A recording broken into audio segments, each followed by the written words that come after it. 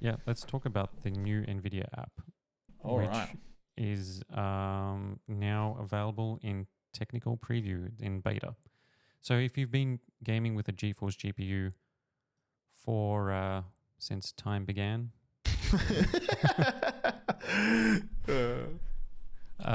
you would know that, like there's the NVIDIA control panel, right?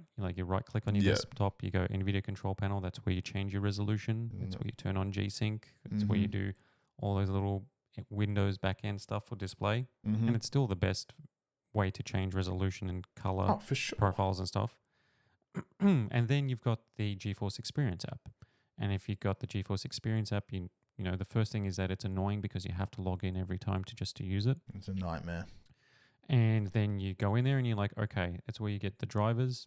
Great. Like update your driver, it notifies you, update your driver, it gives you a hardware thingos, and it has game optimization built in, and it's actually really good. Like if you're rocking a 3080 or a 4060 Ti or 4070, 3060, whatever it is, the game will, it scans all your games and it'll optimize them to the best possible settings that NVIDIA creates for games, or you just leave it manual. But anyway, so you got the GeForce Experience app, and that also has your overlay of giving you like stats for like GPU usage, FPS, and then also gives you, it's where you shadow play, it's where you record, you take screenshots, and you do all that sort of stuff. So basically, the look of that GeForce Experience app hasn't changed for, I think, the 20 series, or maybe even before that, the 10 series. I have no idea, dude. I've always remembered it to be like this. Same. Like I think before that was just control panel. It's just retconned my memory, I think. Yeah. So now we've got a brand new app, and it's just called the NVIDIA app. Fantastic. And the goal here is for NVIDIA, basically they're calling it the NVIDIA app because it's going to merge control panel stuff with GeForce Experience stuff with their RTX apps. So basically the NVIDIA app is a very clean, and so like also as well, it uses less system resources. It's cleaner, it runs faster. It doesn't require you to log in, so that's the big plus. They removed the login requirement. So you can just use it. And it's a unified control center. So in the beta version, which I've been playing around with, not everything is in there, right? So there's things from the control panel that are still going to be added, like full resolution stuff and refresh rate changes. You can still access the control panel to do that stuff. But what's in there is pretty powerful already. Like you have access to all the global stuff that's in control panel that not a lot of people even are aware of, right? Or it was like separated. So basically they've got like, image scaling, which is their non-AI based upscaling, which is equivalent to AMD's FSR, which you can set on globally or on a per app basis. You got like full controls over like each app and what it's going to use in terms of like control panel stuff. You've got access to your drivers, and then you've got access to all your games installed with settings, and it's all in a clean presentation, so you can change all like this in-game settings, and it introduces a couple of things, I'll go into a couple of the new things. So it's got a feature called RTX Dynamic Vibrance, and this was something that's in there, that was in their control panel, or it's a brand new kind of like AI powered thingo, which actually, now this comes down to personal preference. This makes games look more vibrant, colorful, and because it's AI based, it actually looks impressive. For like, especially like games that like in the example they provide like Cyberpunk, and I've tried it in Cyberpunk and Fortnite, games that are like colorful, the vibrance is actually really cool. And they think that feature is going to become pretty popular with some gamers. And the other feature is, which is in beta, that it's going to be improved with updates. It's called RTX HDR. This is something that people have already discovered in the recent drivers, and they've already been modding into games to enable HDR. So basically, RTX HDR works like Windows Auto HDR and the Xbox Auto HDR, in that it makes any game HDR capable. Yeah. In the beta, it's only limited to single display. So like if you're rocking multiple displays, you can only use a single display when you're using the feature as in the beta version. Multi-display support is going to be added later. So basically, RTX HDR is kind of like DLSS, right? It's AI powered. It uses the tensor cores on GeForce RTX GPUs, and the results are probably the best SDR to HDR transition I've seen. Really? Yeah. It looks pretty good. Windows was a bit garbage when it came out, and I think in some titles it's because stinks. it's like UI elements and like everything else. Just like the HDR, like feels overwhelming when you go from like when you do the automatic HDR, whereas this isn't crazy. Like it actually seems a lot better. Like it can recognize things and it looks more natural. Yeah, it's actually really cool. That's going to become a cool thing for playing games in HDR if you've got a HDR display. And the other big thing is that like the overlay, the on-screen overlay has been fully updated and fully modular. You can move it around the screen. Like, you can give you real-time monitoring for like frame rate, GPU, CPU, PC latency, system latency. There's all these CPU usage, GPU power usage. You can have all these things and you can arrange it on the display. You can like move it in real time how you want. Yes. So like it's still Alt-Z to bring up like the NVIDIA gallery stuff, Alt-R to bring out like your on-screen overlay for like GPU performance and stuff. It is so much faster in the NVIDIA app. Like I am super impressed with it. So if you go like, Alt-Z, like comes up instantly on the left-hand side of your screen, kind of like it's really clean, like doesn't use, it just looks clean and it gives you the stuff, you can, start recording your gameplay with shadow play. You can take screenshots instantly, photo mode, all that sort of stuff, the game filters and all that sort of stuff that NVIDIA had before. It just seems a lot cleaner and easier to access. I like this render latency. This is some tracking that I haven't seen besides like MSI Afterburner. Like I think the VRAM, clock speed and stuff like that, voltage. This is nice. It is really cool. And so like in the recording stuff, you got shadow play. So not in the beta version, but I was told that in a future update, they're going to add AV1 encoding. So you'll be able to record gameplay with a very small file size. So like if you're recording, shadow play and it was like 1 gig, now it's going to be half the size or even lower. Yeah. And still be at the same or better quality in terms of like the codec. And it's just it's a long time coming because I think having the control panel, as powerful as the control panel is, and it's you have access to everything on the GPU side, as well as your display, right? Like NVIDIA control panel is the best display management tool on Windows, I think. Oh, for sure. Like I can't remember the last time I used Windows. Yeah, because the Windows display thing is terrible, right? And that like one of my main issues with like Radeon and Intel Arc is that the Radeon like software looks really good and you got like powerful tools and it actually was like, okay, NVIDIA need to update their software because AMD's Radeon software looks better. Yeah. Or like it's better presented and it's a bit more detailed and it's because it's all in one place.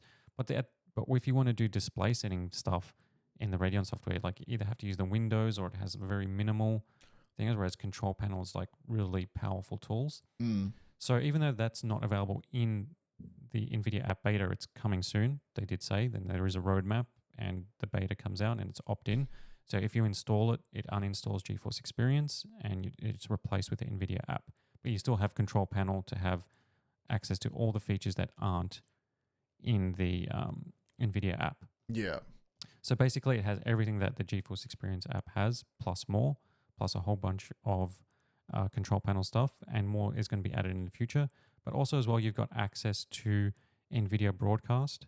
All the other apps that connect, and they're all going to have the same sort of interface. So the way the UI design is similar to how GeForce Now looks. So on the NVIDIA app, you have an option to like install the GeForce Now app, the NVIDIA Broadcast app, Omniverse, NVIDIA Canvas, which is the AI tool, iCat, which is how you can use capture to compare images. It's kind of like it's basically for just GPU reviewers.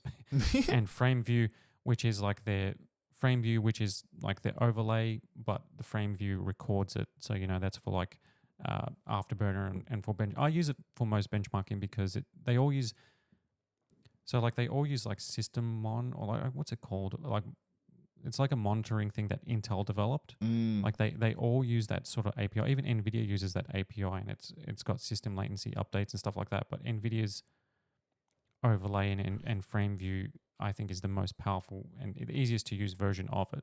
Whereas like you got the Riva Tuner and Afterburner, which a lot of people have been using because it was the most powerful way, but I think frame view is pretty much they're on par now in terms of what you can capture and stuff like that. So either or. But anyway, like you can have access to all those apps. Yeah, cool. I can uninstall Afterburner there when this comes out now. Yeah. So basically, you just run the NVIDIA app. And I mean, we're just talking about an app, but like at the end of the day, like this is for millions and millions of GeForce customers, and it is just a cleaner tool. You've got like these new RTX dynamic vibrance, right? And the audio HDR. But the dynamic vibrance, people will just be turning it on for games and you'd be like, oh, this looks so cool. And it does. But it's one of those things that like I'm not 100% sold on it. It's like, like when monitors are calibrated to be too colorful. Yeah. Where it just enhances the color. And it is good in some cases, but like I'm more of a purist, right? Like, I want Rec 2020, like, or SD or sRGB, like, just like the color space where it's more neutral, where it's not, like a vibrant color mode. Yeah. When at least this is what I feel like, when the vibrancy of a game is too much. It depends. Actually, sorry, I should preface that. It depends on the game that you're playing. Like if I'm playing like Ratchet and Clank, the new Ratchet and Clank on PS5, that looks so vibrant, but it kind of fits the setting of the game. That's right. But if I'm playing like Battlefield, I don't want just make it vibrant. I don't want it to like, I want to walk into a room in Battlefield and it be like pitch black and all I see is like muzzle flashes, like yeah, that's what I want to see. So it really depends on the game. But if you turn the vibrancy up, overall I find that it makes the game look cartoony. And if that's what you want, then that's what you want. But I think it really is title per title kind of.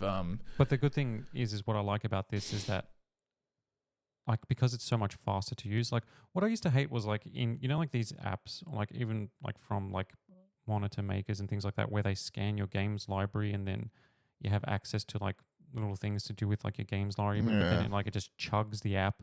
Yeah. And like, it's like, do not scan my games. I don't need you to be on top of all my games or whatever you're doing. And in the GeForce experience, like it was kind of like fine, but like when you went to that games tab, your library, like sometimes it would take a few seconds to load all your games, and most things took a few seconds to load in there. Took a few seconds, right? Yeah. Whereas this one is like way faster and cleaner. So like you've got your library, right? And then it's a very like basic grid design. You click on the game and then you just got the text readout of like, here's your game settings. Here's NVIDIA's optimized settings. And either you can apply those or you can just adjust them. Yeah, and that's nice. You adjust the game settings like from there in a clean app. Like, it doesn't have an option to turn, like they said, like DLSS for some weird reason, like DLSS, if it's available in the game, isn't in that option yet for some reason, but they said they're working to add that. Okay. Like, this is still beta, so it's going to improve. Yeah. But then you have the option to, like, let's say you've got Fortnite, you go RTX Vibrance on, you go back. Battlefield, RTX Vibrance off. Call of Duty off. Yeah. Apex Legends on. Like, HDR. Yeah, I want HDR in Ratchet and a game that doesn't have HDR the title, like Horizon. No, that has HDR. I don't know. Well, like, I hear what you're saying. Quake 3 or something. One of my least favorite things about both NVIDIA's app and AMD's was I found that all of the options are under more options. You know what I mean? Yeah, and like looking at this new this deck that we're looking at here, they're all in front of you now. I felt like when I was going through GeForce Experience, or it is the Adrenaline software, right? Yeah, that's the Radeon one. Yeah, that's the Radeon one. Yeah.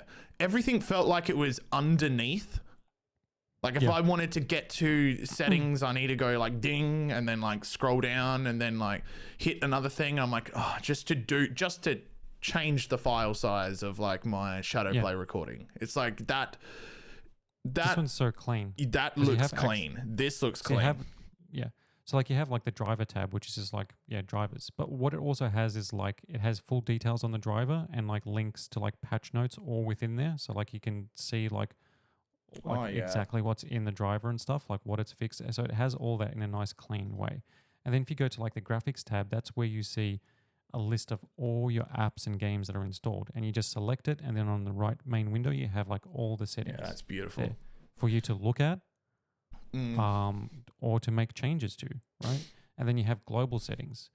It's very clean. And then they also added like a way for like, coupon codes or redeems. Like, when you buy a GPU, it's now integrated into the app, which is like, okay, great. I didn't realize that wasn't even there. Yeah, why wasn't that there? Yeah. Now, this was overdue. And by the time you're hearing this will be available for beta. Yep. And I suggest install it because it's pretty stable. I will. Okay, awesome. That's great to hear.